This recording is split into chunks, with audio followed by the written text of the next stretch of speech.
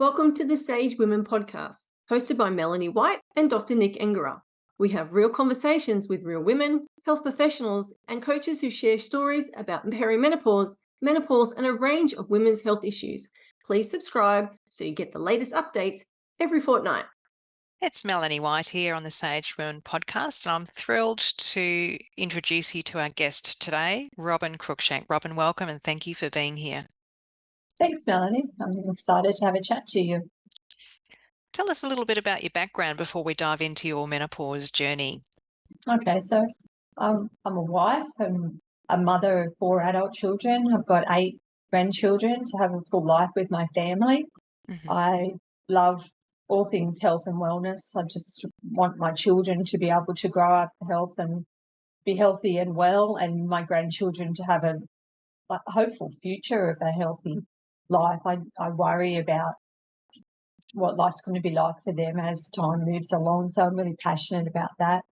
I like to be out in nature, I like to go for walks and travel, and I love cooking, reading, being in the garden. Mm-hmm. My husband and I just went a couple of years ago around Australia for 10 months in our caravan, which Wow. was just amazing. It was a life-changing experience. Mm-hmm. Sounds like a very full life. It's very busy, but I love that. I don't want to stop. I don't want to be old and sitting on the lounge. Yeah, that's something our mother's generation did, I suppose, isn't it? It concerns me seeing people that are, I guess, even my age doing that and thinking that it's time to retire and just sit at home. I can't fathom that.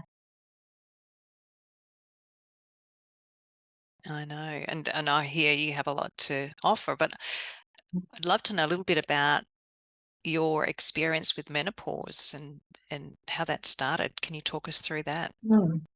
So I guess my menopause journey started, I'm assuming, in my 40s. I don't know. I never even thought that I was in menopause at all at that time.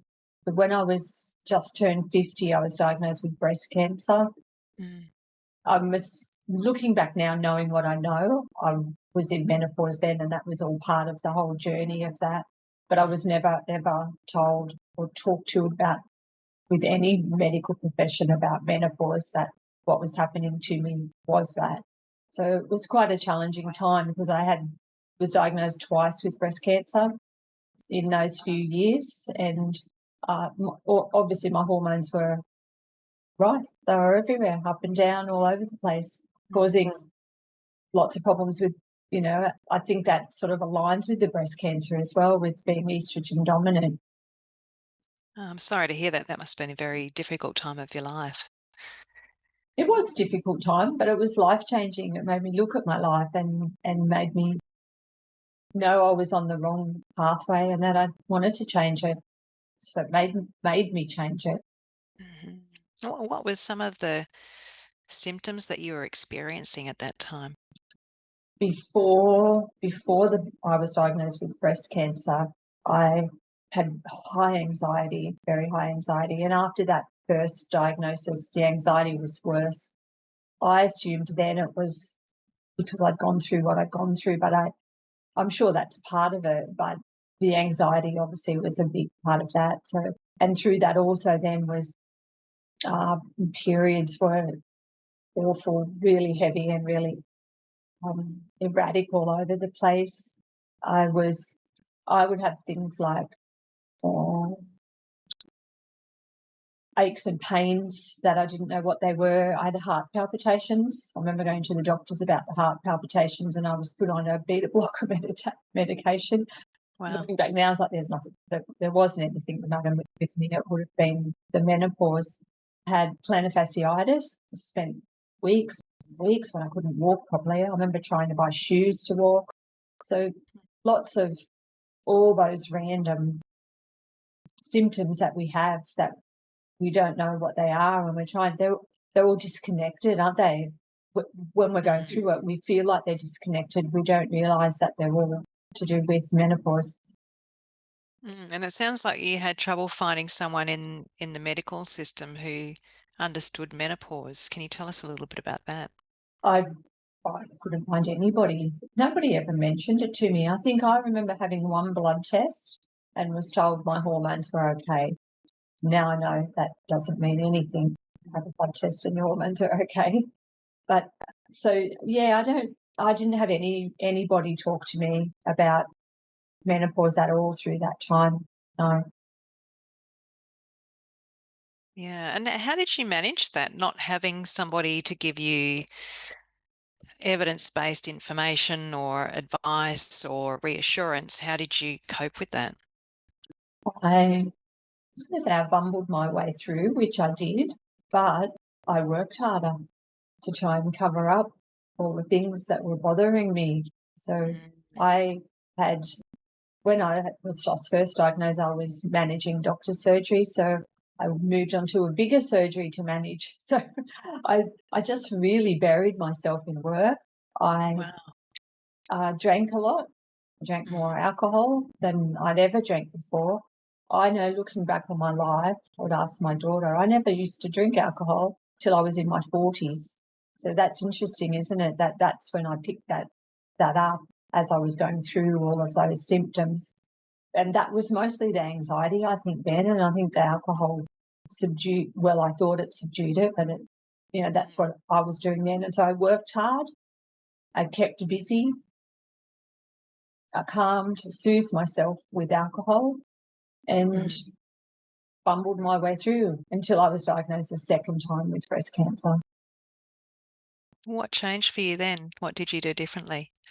When I was diagnosed the second time, I was really angry with myself that I hadn't changed my life, that I hadn't looked after myself, that I had just worked hard and tried to bury.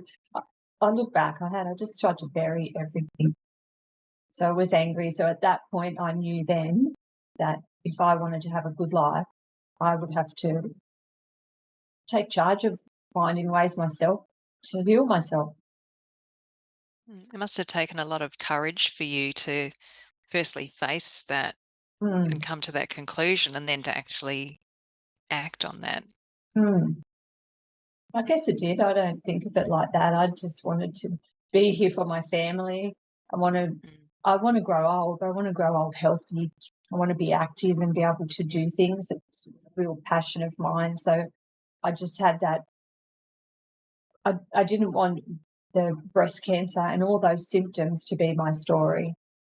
I guess I just believed that there was something better. I don't know that I started to research so much. So I would learn from people and listen to lots of podcasts. But I just believed that it wasn't going to be my road. I hear a lot of determination in your voice. That must have really seen you through a very difficult time. It did. I guess too, and I haven't also mentioned my mum passed away really young from breast cancer. She was diagnosed when she was 37 with breast cancer, so I was only 24 then. When she I was younger, I was 17. When she died, I was 24. And so I had two young children. So my mum didn't even make it to her 50s.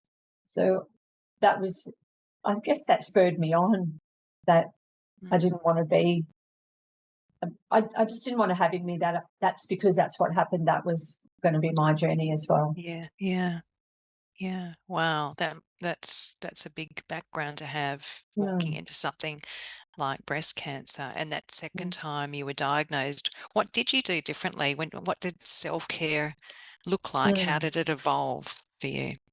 So to look after myself then, I started to realise that these symptoms a lot of them were hormonal. So I did a lot of meditation then. I did a lot of just trying to soothe myself and calm myself. I changed my lifestyle to my dietary lifestyle, so I cut out sugars. I'll be honest, I kept drinking. I kept drinking for a couple of years after that, even though I knew I shouldn't, and I would feel guilty and angry with myself about that too. But so I started to bring in changes, I guess a few at a time. So meditation was a big part of my life then. I meditated on and off.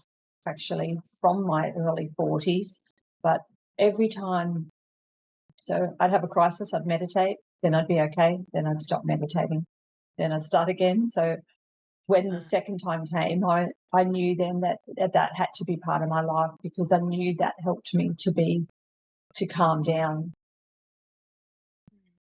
It's interesting that you talked about having done that since your early 40s, and yet you were also using alcohol to soothe as well. Mm. What causes you to make a decision in either direction? Like, how do you choose between having a drink and having time out to meditate? Back in my 40s and 50s, I wanted to I just wanted to have fun, basically. I was married really young. I had my children young. As I said, by the time I was 30, I had 4 children. So Wow. I'd settled down into married life early. Then when I got into my 40s, my marriage broke up. So I wanted to have fun. So it was at a crossroads. I wanted to have fun, but I also sort of knew it wasn't good for me. But I just couldn't pull myself back to that calm part of me was there, but I guess I ignored it, Melanie. I ignored, knowing now, I ignored listening to my body, to my feelings. I went in my head a lot. Uh-huh. And it's sounding like the meditation helped you to switch back into your body. That's what happened the second time when I really took up meditation, and I signed up and learned to be a meditation teacher. So that was quite a deep course for me, and that did help me to learn to listen to what I was feeling and not go on what I was thinking. So that helped me be in touch more with those symptoms that were happening to me, realizing they weren't all isolated. And so when did alcohol move out of the picture for you? How far along that journey? That's been about 3.5 years now. So it was a couple of years after the second diagnosis that I stopped it. However, in saying that, in that period, I would stop for a month, then I would start again, and I'd stop again, and I'd start again. I just could never quit it completely. But it's about 3.5 years ago now I did, and I haven't drank again since then. I think you said you off air that you'd sought some support around that for that. I did around that time. Then I joined up with Sarah, who is one of your coaches. I signed up for one of her January challenge, and that was a big help, being in the challenge with other women, and I guess realizing that it was learning in through there was learning to love myself more. So if I did slip up, I didn't talk harshly to myself. I learned to talk nicer to myself and say it was okay. And so that helped me get through that time then. It sounds like quite a significant change in the way you were thinking and in the way you were feeling about yourself. Definitely was, definitely. I definitely stopped being, when we're talking, isn't it? And I say how angry I was with myself with the second diagnosis. So there was a lot of negative self-talk through all of that time of putting myself down and being harsh on myself because I hadn't looked after myself when I knew I should have. So moving through and being able to learn to be softer to myself and be kinder, that was a big change. Was that difficult to start being kinder to yourself? Yes, it just takes some time because a lot of that is habits, isn't it? It's habits that we've just fallen into, and it just comes up easily. So looking at why that's coming up and learning to change that, it was, once I was aware, it was easier to follow that path then. Right. So you had that awareness of the way your mind was working, what you were thinking, and I'm hearing you had that tension between meditating or drinking and struggling not to drink and getting help with that, and then focusing on self-love. There's this transition happening, as I can hear, across a couple of years. That's right, it was. And I think that's something that I like to, when I work with women, I like to teach them to be kind to themselves, and as they're going through the menopause journey, to understand that things don't have to happen straight away. And if something falls down, that's okay. Be kind to ourselves and start again. Because when we fall down, we don't have to go all the way back. Yeah, it's such a good point. It really, like a lot of women that I speak to, so they're too busy, they're doing things for everyone else, they haven't got enough time for themselves, and they're feeling bad and guilty and beating themselves up. And I wonder if it's all women or if it's just our generation, or, it's kind of interesting to see that cycle. My belief is it's all women. I have obviously adult daughters, I've got daughter-in-laws, so I see women around that age, and so they're obviously our next generation, aren't they? And I feel that they're the same. I think it's because in the households, while I think men are helping more often than probably they used to, I still think it's very much a woman's domain in the house and running the children, and so we just take on so much. Yeah. It's hard to see where the edges are and to set boundaries, isn't it, sometimes? It is. Yeah, it is definitely. And I think then when we're like that, then we burn out. And once we burn out, then, and I think probably that's part of what happened to me when I got into my 40s. I was probably worn out from 20 years of looking after young children and trying to do everything. So then when I wasn't there and I was still looking after them, but I was trying to have that fun in my life as well. And I was trying to find the fun in the wrong way, because it wasn't really true to who I was, what I was doing. Yeah, it's interesting. When we started this conversation, I had a sense that you have really strong values around health. I do, really strong values, but I didn't know that back then. And perhaps I felt it because that was my career, wasn't it? I was a nurse. I worked in doctor's surgeries. I nursed in doctor's surgeries. I'd been a nurse since I was 17. So I obviously had that feeling inside me, and then while I still worked in the primary healthcare and I worked with the patients. I would talk to patients going through diabetes and all those chronic illnesses back then, but I lost it somewhere. I lost it in menopause. Yeah, well, it is a time of lots of things going on, and it sounds like you had divorce and a health diagnosis leading into that, so there must have been a lot for you to juggle. There was a lot. I'm curious to know too, in terms of this, we've talked about you starting to meditate more and drink less, but what were some other changes that you made in your life to help you on this journey of increasing your self-care? I did. I started to talk to people more about how I was feeling. So like I said, I joined that challenge. I actually did some hypnotherapy, which was really helpful for me to change my mindset. I didn't know anything about health coaches. I don't know if there was many around, but there probably was, but I didn't find any. So I did that. I listened to lots of podcasts. I read lots of books, and I learned a lot about my diet and about the environment and the impact that was having on my body, what was happening with sprays and toxins. So I started to learn all that, and that was not like just overnight.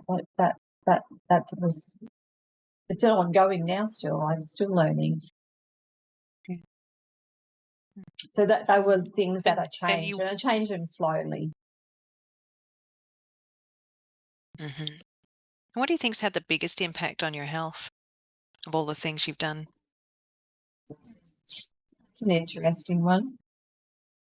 I probably would always come back to being calm, so having less stress, so meditating, or if, like when I say meditating, because I teach people meditation, I don't like people think that to meditate they have to just sit down cross-legged and my mum, because to go for a walk outside in nature to me is like meditating, taking time. So having quietness and calming and soothing my body, because when my body's calm and I'm not in an anxious state, I make better choices in all areas. So that's why I would have to say the meditation and breathing, learning how I was feeling, that section of the health pathway has probably been the most important, because if that falls apart now, then you can see, then you start to change again. So if I'm calm, then things are better. And so, interestingly, it's that mind-body connection. I'm hearing that ability to stay calm and centered, and thank you for also explaining that meditation doesn't have to be sitting cross-legged and saying Om. No, and I try and teach that so much when I teach my classes, because a lot of women that I talk to, I'm always surprised when I talk to women, if I do a class, that a lot of people have never even tried to meditate, because everybody's vision is, I can't stop my mind thinking. So and that's amazing, isn't it? But we all, that's what life is. We do think, and that's what our mind's for, to think. So to teach people to direct that flow somewhere else and look at their body and their breathing to help just to slow down. Yeah, slowing down is so important, isn't it? And I think when you spoke at the beginning about your work, you were working longer hours on top of everything else that you were going through. And as you said, we make poor decisions when we're stressed. It's easy but not simple to slow down.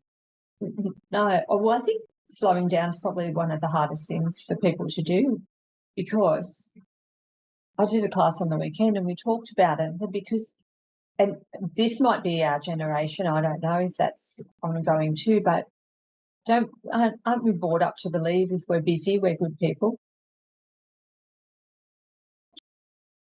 That's a thing that we're taught, isn't it? Or I don't know if it's we're taught or it's just carried through in life. Well, they're a good person. Look how hard they're working, and it's a wrong way to think, I believe.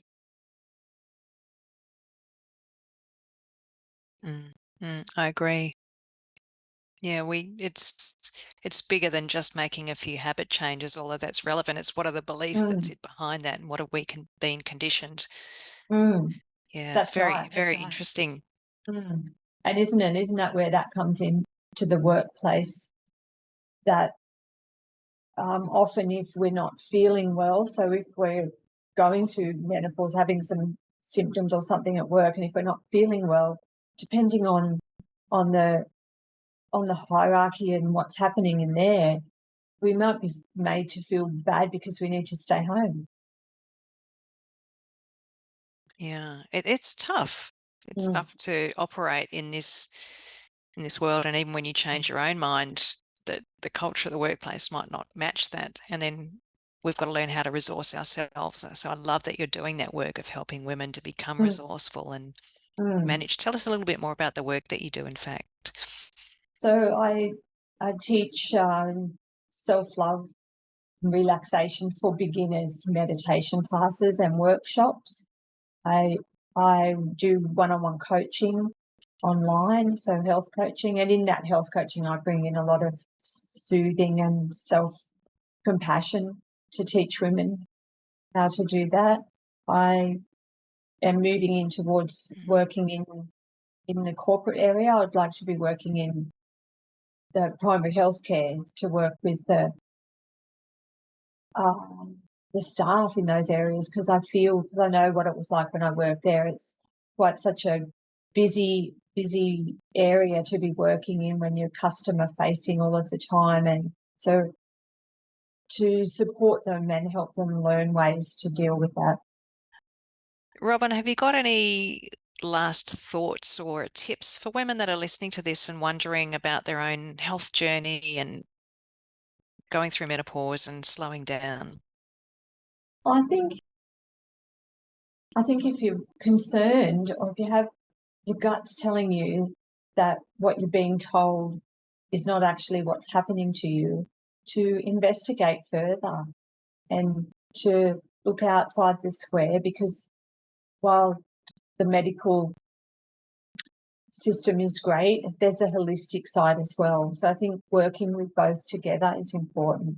So I think if women are struggling or they might be on HRT, to look at lifestyle options as well, and to just research how they can get support in those areas. And I think we definitely need support. So I think to encourage women, if they're struggling, to look for support and to seek support and talk to people, and to know that they can go slow and make changes to their lifestyle, they will be sustainable if they go slow with them.